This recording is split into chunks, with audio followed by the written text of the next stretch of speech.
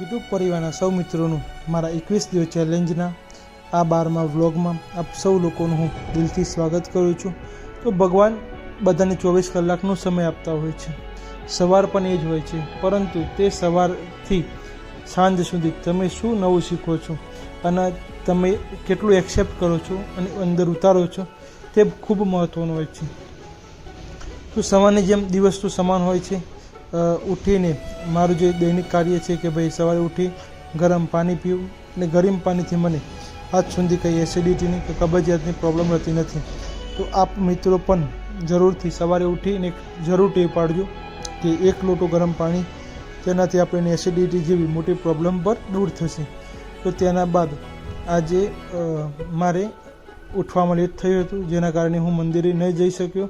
તો ઘરે જ ભગવાનનું નામ દઈને મારું જે દૈનિક કાર્ય હતું તેના તરફ હું આગળ વધું છું। તો સવારે મમ્મીએ સરસ આજે નાસ્તો બનાવ્યો હતો, બટાકા પૌવાનો અને ચા।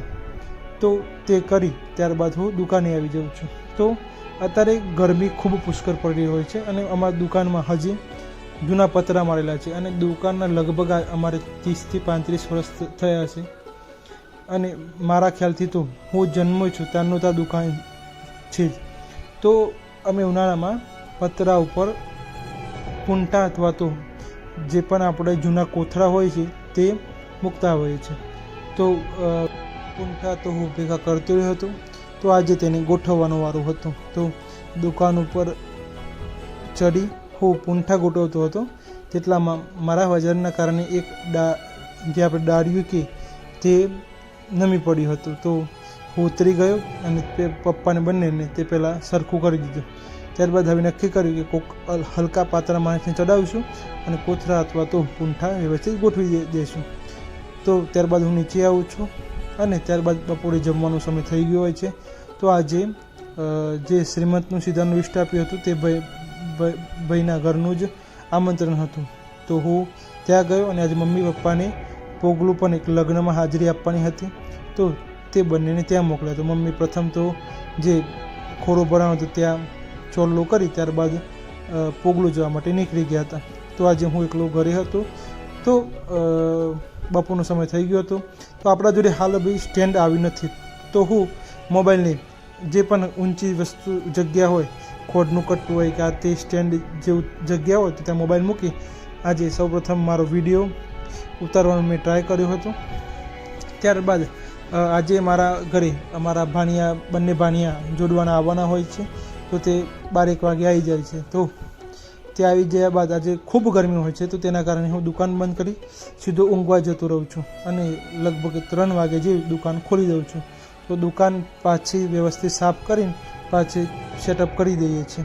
તો મમ્મીએ જે 2 દિવસ પહેલાં સરસ આમ પન્નાનો રસ બનાવ્યો હતો તે ફ્રીજમાં જ પડ્યો હતો, તો અને મમ્મીને ઘરે હતા ને તો ચા બનાવવાની પણ પ્રોબ્લેમ હતો, તો તે સરસ જ્યુસ કાઢ્યો।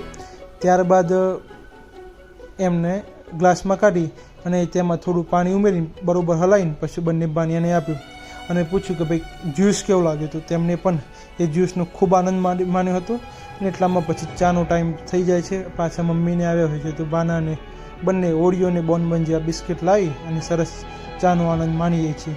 તો જેમ કેમેરો મને જે રેકોર્ડિંગ કરું છું તો તેમાં એરર આવી જાય છે, તેમ આજે મારો મોબાઈલ પણ ફૂલ થઈ ગયો છે, જેના કારણે અમુક એપ ઉપરમાં પણ લોડિંગ થાય છે।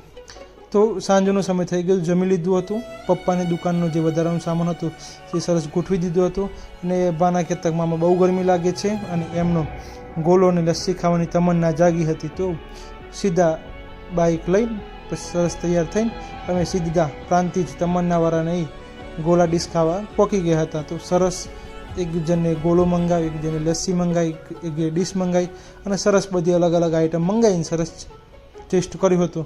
તો વસ્તુ ખૂબ સારી હતી, આપ પણ જરૂર પરિવાર સાથે જજો અને વિઝિટ કરજો।